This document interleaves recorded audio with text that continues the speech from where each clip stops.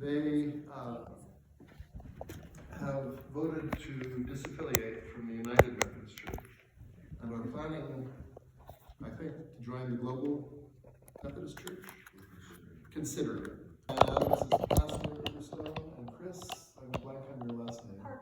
Parker is the church secretary there who handled a lot of the paperwork they needed to get done for the process. So, I'll turn it over to you. We have been in the disaffiliation process for quite a while, and it was a hard decision. I think it was a hard decision for our church.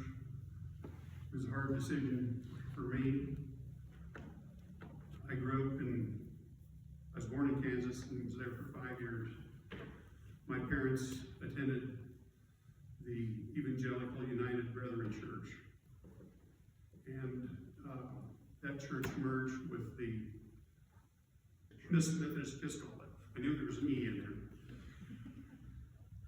And that was not a marriage made in heaven. They disagreed from the start. And there were conflicts, and they tended to work through it. And there have been loud voices on both sides of the issue, whether they're traditional or whether they want to have a more progressive approach. And so it's, if you read, I don't know how many of you have read the materials that were in the documents that we provided from our last visit. Doug had them, and I know Holly had them. And there were links to various sites, including the Wesleyan Covenant Association, which I would describe as being a chamber of commerce for traditional pastors, churches, and lay people. They have said things are not all that well in the United Methodist Church. Bishops are not accountable to anybody. We pay their salaries, but they do not respond to authority. They are not term limited. They are appointed for life. And you cannot get rid of them. And if you have read some of the materials, some of them are behaving badly. One example I would give you would be the church in Marietta, Georgia, and the name escapes me. Bethel, the Methodist Church. They had Pastor Ray, who had been there for some 20 years, without consultation with the SPRC of that church. Their bishop decided to punish that church and remove that pastor, bringing in a more liberal pastor. No discussion at all. Nothing. No discussion with SPRC. SPRC was not allowed to function. They had no input. And it came with a price tag.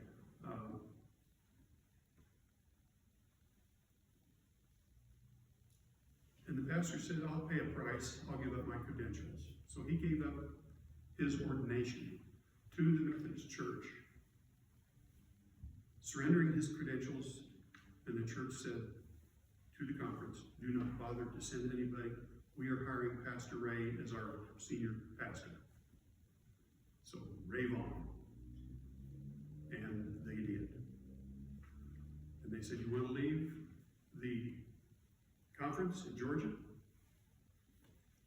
You will pay us $18 million to leave. This is documented. You can read it. Read it under the WCA, read it under any of the links that you have seen. Well, the church had $38 million in assets, including cash, a school, a church building, all their property, bank accounts, the whole 9 yards. They settled for $13 million to get away from that conference. In my opinion, the conference system is broken. The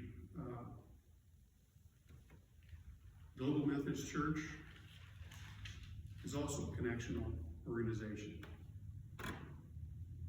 Why is that going to be different? We think it's different for a number of reasons. We prepared documentation. We prepared a 4-page document. Brian and Laura, and I think Chris may have worked on that. 4-page document that we could give to our members of our congregation so that we were totally open and transparent with them as to why we were considering certain things for Riverstone Church. And I've got to say that the New Mexico Annual Conference has not displayed any of the evil traits that you read about in the national media. And I think that Craig Cockrell, our district superintendent, has been most fair. He's been through a very difficult time in his life. He lost his wife about a month ago, but he leans towards a more liberal approach than we do.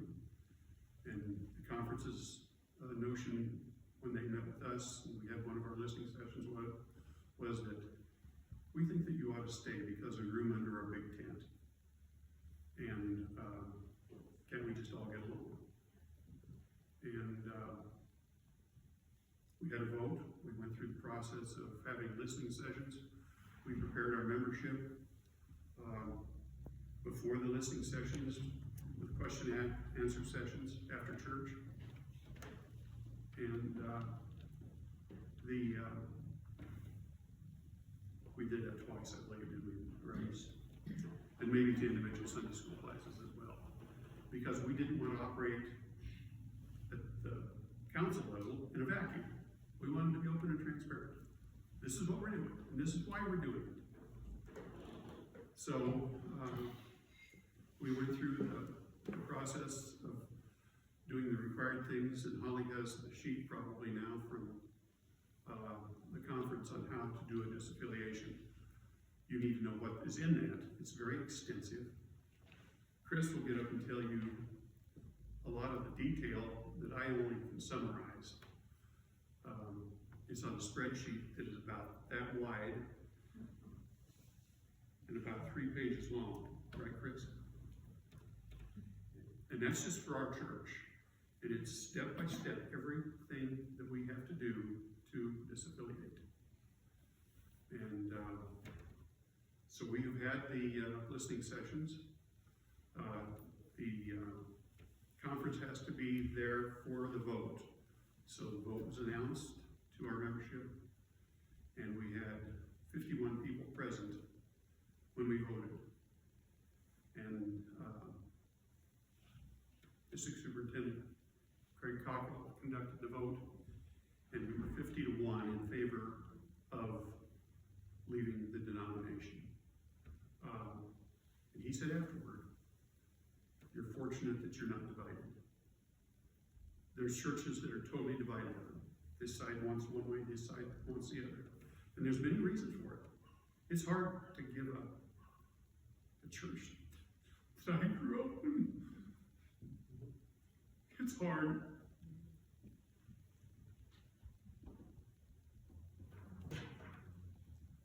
So,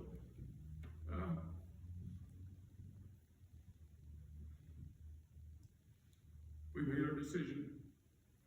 District Superintendent Craig says, you're fortunate that you're not divided. So I would caution you in being totally open and transparent in what you discuss, how you discuss it, who you discuss it with. Listen to both sides. There's reasons to stay, there's reasons to leave. You may want to be independent if you disaffiliate. The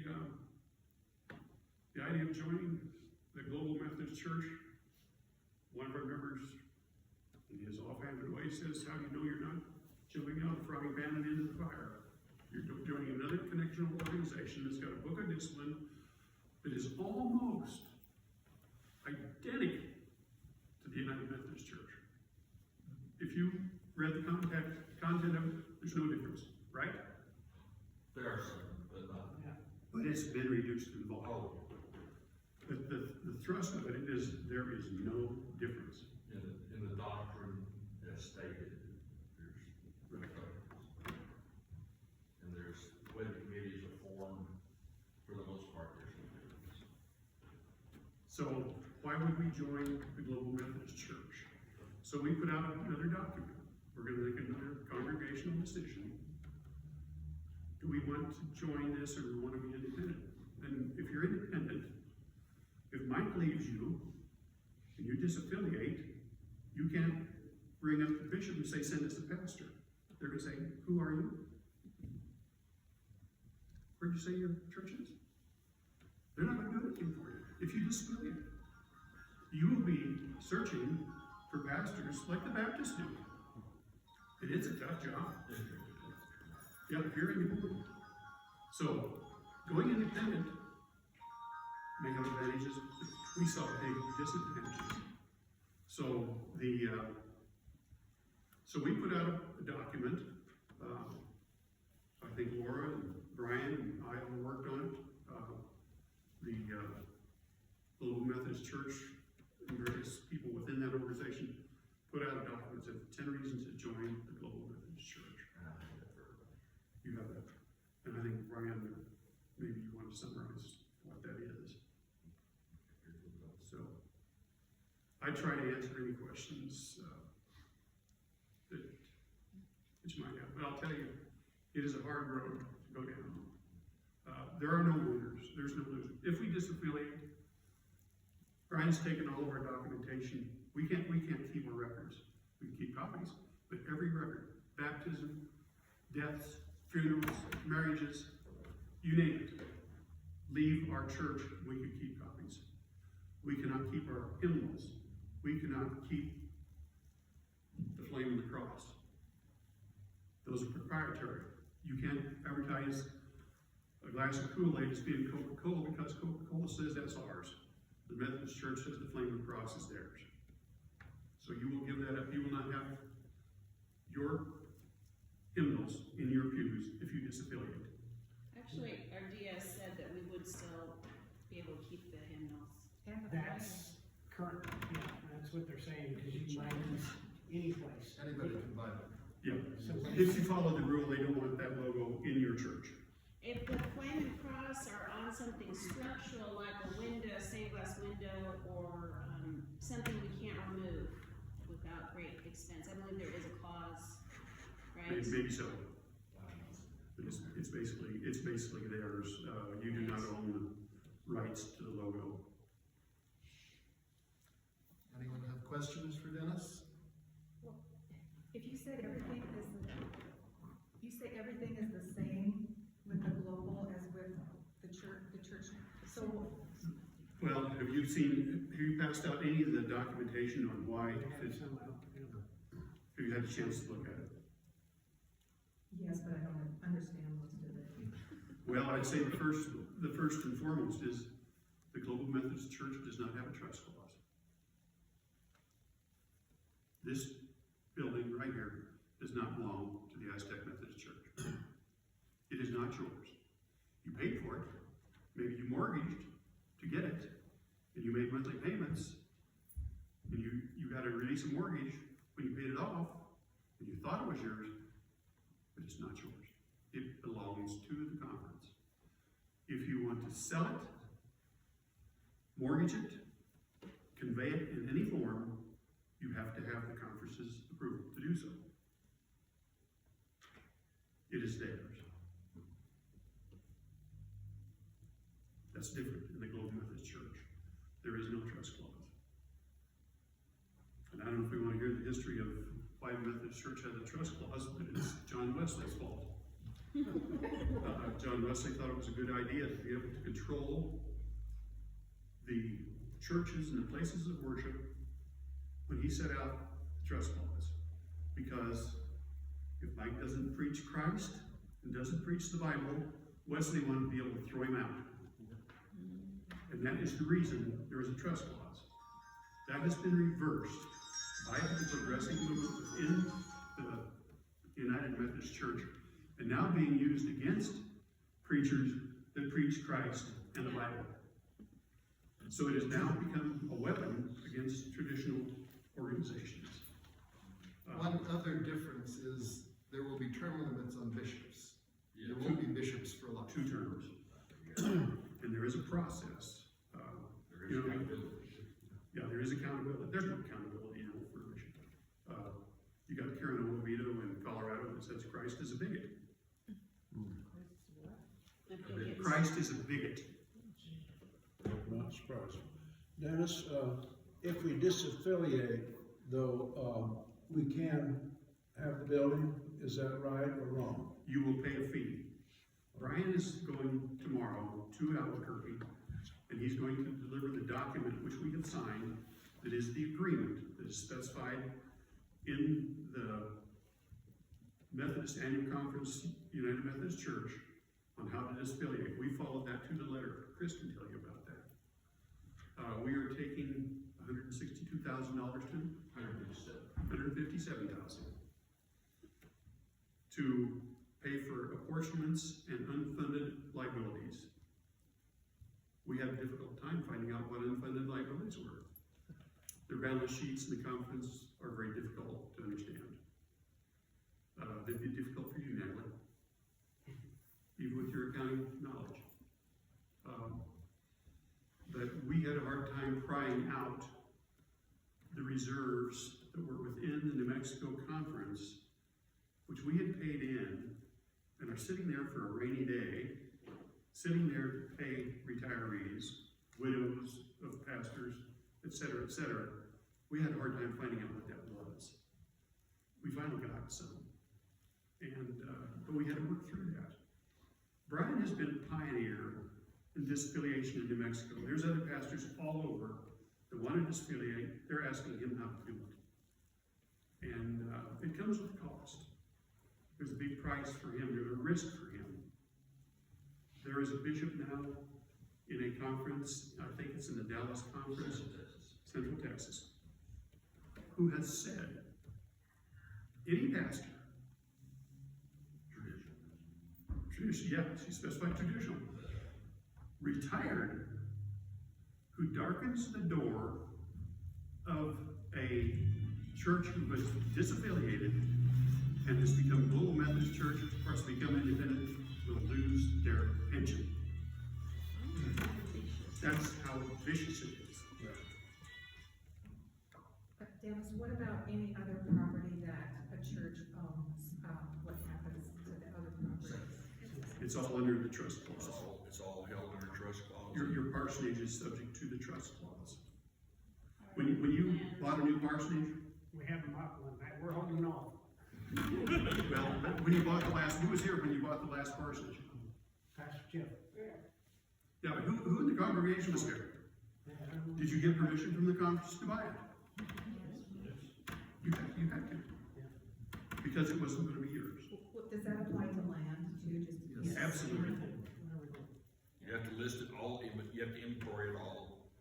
And when they'll give you a form, if you disaffiliate, they'll give you a form that's just signed by the bishop and the conference chair, the chair of the conference board of trustees, that will release the church from the trust laws. And then all your property assets, real assets, are then yours. And you take it down to the county clerk, have them posted, and it's done. It applies to all your properties. And is there a deadline? Yes. You know, Well, if you don't, I'll be glad to tell you. Okay, so Well, you want to come up here and sit down here? I'll stand. Okay. I'm available for. Yeah, just go ahead. Well, we got the Zoom. Yeah, you gotta get them.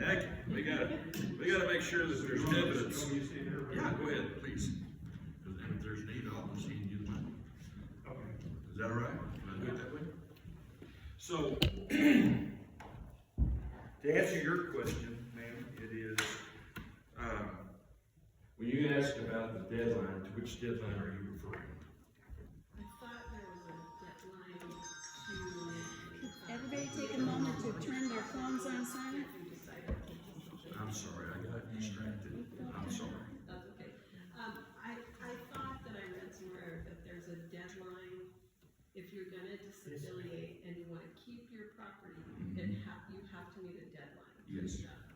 Yes, everything, well, as it stands right now, paragraph 2553 of the Book of Discipline, was written and passed in 2019 at that conference. And they gave it a what they call, sunset clause. So it goes out of existence December 31st, 2023, that's this year. Is that the deadline year for everything?